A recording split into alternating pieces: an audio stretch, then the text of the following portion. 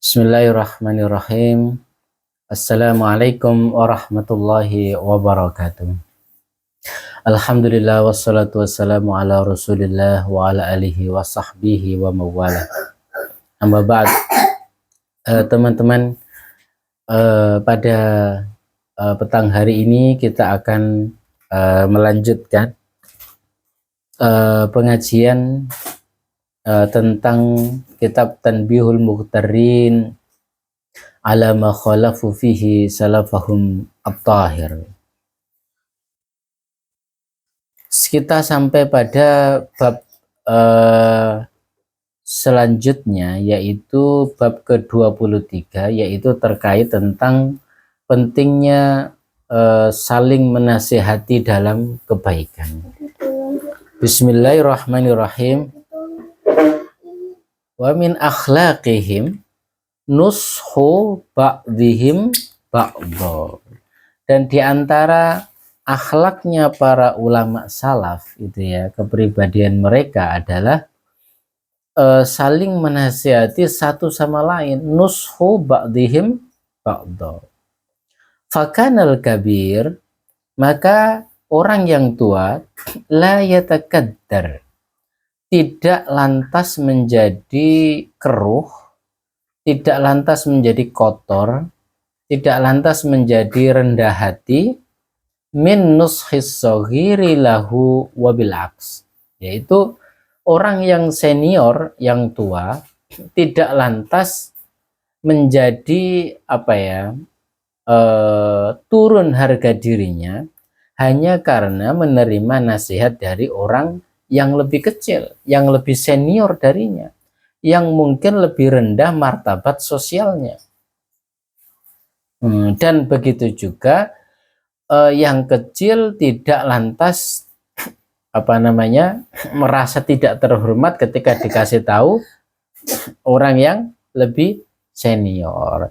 Yang biasanya ya kalau kecil jelas mungkin akan menerima ketika dikasih tahu yang lebih senior. Yang menjadi penekanan di sini adalah sebagian besar itu kita yang senior, misalkan itu ya, itu tidak lantas menerima nasihat hanya karena nasihat itu disampaikan oleh orang yang lebih junior darinya, orang yang lebih muda darinya. Nah, itu jangan sampai seperti itu. Itu bukan akhlaknya orang salaf, bukan akhlaknya para ulama salaf, gitu ya. Karena akhlak mereka adalah la yatakaddaru min nushis shaghir lahu. Nah, gitu ya. Tidak lantas hatinya keruh, martabatnya merasa dilecehkan hanya karena ada nasihat dari orang yang lebih muda darinya. Waqad nasakhtu ana, disebutkan dalam bagian kitab selanjutnya. Aku pernah, gitu ya. Ini mungkin penuturannya Imam Sya'rani sebagai penulis ini ya. Marrotan, satu waktu saya pernah menasihati seseorang syaikhan, gitu ya. Min masyayikhi hadzal zaman. Saya pernah memberikan nasihat kepada seorang syekh yang sangat dihormati waktu itu. Apa yang berlaku? Fahajaroni ila an mata. Lantas syekh itu menjauhi saya sampai dia mati. Jadi merasa kecewa gitu ya, karena dinasihati oleh orang yang lebih junior dan ini. Jangan sampai seperti ini. Memang perlu ketulusan hati gitu ya. Ketulusan, perlu objektif untuk melihat substansi dari nasihat itu sendiri. Jangan melihat orangnya. Ungdur maqala wala tangdur man qala, gitu ya. Lihat substansi nasihatnya. Jangan semata-mata melihat, boleh dong yang menasihati, tetapi jangan semata-mata.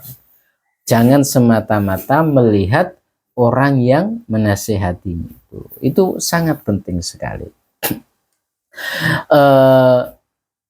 Teman-teman sekalian, ini dalam satu hadis itu disebutkan satu waktu Rasulullah di antara para sahabat dalam satu perkumpulan menyebutkan ad-dinu an-nasihah. Ad-dinu an-nasihah.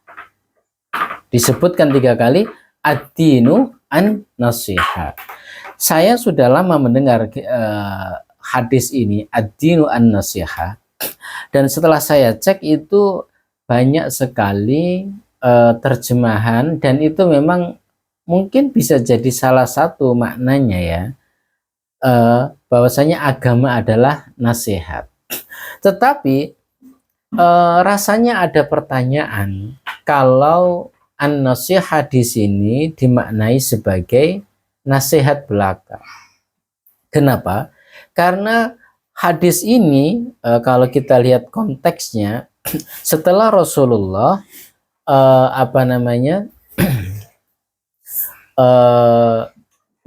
membacakan hadis ini, agama adalah an-nasihah, itu para sahabat berkata, liman ya Rasulullah, untuk siapa ya Rasulullah nasihat itu? Kira-kira gitu ya kalau kita artikan sebagai nasihat. Lalu disebutkan oleh Rasulullah, lillahi wali kitabihi, gitu ya, wali amatin nas, ya. Lillahi wali kitabihi wali rasulihi wali a'immatil muslimin wa amatihim, gitu ya. Ada 5 ya, untuk Allah, untuk kitabnya, kitabullah, untuk rasulnya, untuk para imam-imamnya, dan untuk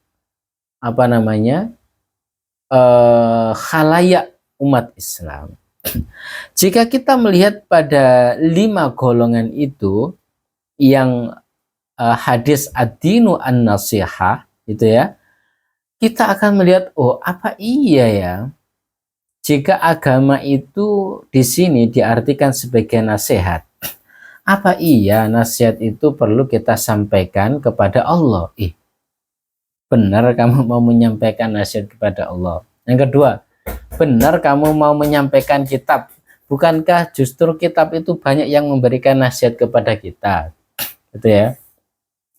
Benar kamu mau menyampaikan nasihat itu kepada Rasulullah.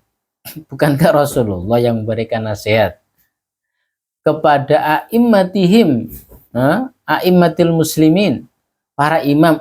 Iya, apa benar kita mau menyampaikan nasihat kepada para imam, kepada para masyayikh? Bukankah kita yang justru memerlukan nasihat itu dari para masyayikh? Kalaupun kita memaknai nasihat belaka, mungkin cocok yang terakhir, wali amatihim, kepada khalayak umat Islam, gitu ya. Jadi lantas apa benar terjemahan ad-dinu an-nasihah itu bahwasanya agama adalah nasihat? Saya pikir ada benarnya, tetapi yang kita cari di sini adalah yang lebih benar, kira-kira yang lebih tepat, gitu ya. Jadi teman-teman sekalian, kalau kita cek satu istilah dalam keagamaan kita, ketika kita bertaubat, maka yang diminta adalah taubatan nasuha, yaitu taubat apa sih taubat nasuha itu? Taubat yang murni, taubat yang tulus, gitu ya, nasuh, gitu ya, tulus banget gitu.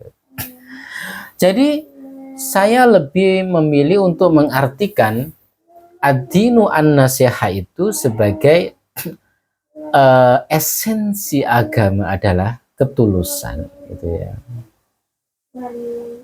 Dalam bahasa lain mungkin otentik, gitu ya. Nah, esensi dari agama adalah ketulusan, gitu ya. Tulus bagaimana? Tulus kepada Allah, ya iya dong. Ketika kita menyembah, beribadah kepada Allah harus tulus, harus ikhlas. Dan memang dalam beberapa syarat disebutkan Ad-dinu an-nasiha wa al-ikhlas. Ad-dinu wal ikhlas, gitu ya. Kepada kitab Allah perlu ketulusan. Kalau mengimani kitab Allah, imani dengan sebenar-benarnya. Jangan mengambil satu bagian sambil meninggalkan sebagian yang lain.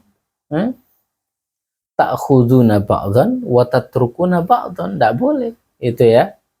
Kalau demikian maka fi syiqaq. Ketulusan terhadap Rasul, ya dong. Kita harus beriman kepada Rasulullah dengan tulus, dengan melakukan segala yang diperintahkan dengan benar-benar, harus konsekuen, komitmen, gitu ya. Tulus kepada para imam-imam kita, kepada para guru-guru kita. Nah, gitu ya. Nah, itu ketulusan itu sangat penting.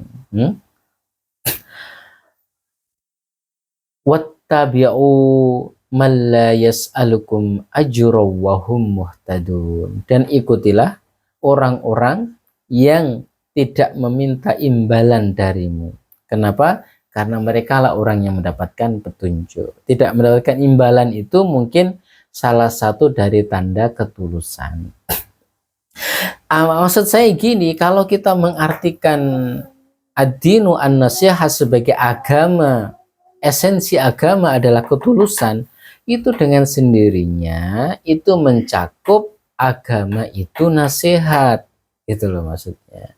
Tetapi kalau kita mengartikan agama itu sebagai nasihat saja, itu mungkin akan ada timbul agak kerancuan kira-kira gitu. Allah kok dinasihati, mau menasihati bagaimana kira gitu.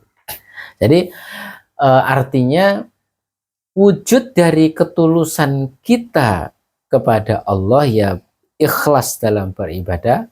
Ketulusan kepada kitabullah adalah ikhlas dalam mengamalkan apa yang ada di dalamnya. Ketulusan kepada Rasulullah adalah keyakinan, keikhlasan, komitmen dalam menuruti apa yang diperintahkan, diajarkan oleh beliau, dan juga ketulusan kepada imam kita yang menghormati mereka, beliau-beliau itu para guru kita, dan ketulusan terhadap orang-orang mukmin halayak umat Islam, ya kita juga menasihati mereka, menyampaikan apa yang benar. Sadiquka man sadaqaka la man saddaqaka. Temanmu adalah yang berkata benar kepadamu, bukan yang selalu membenarkanmu. Itu penting sekali.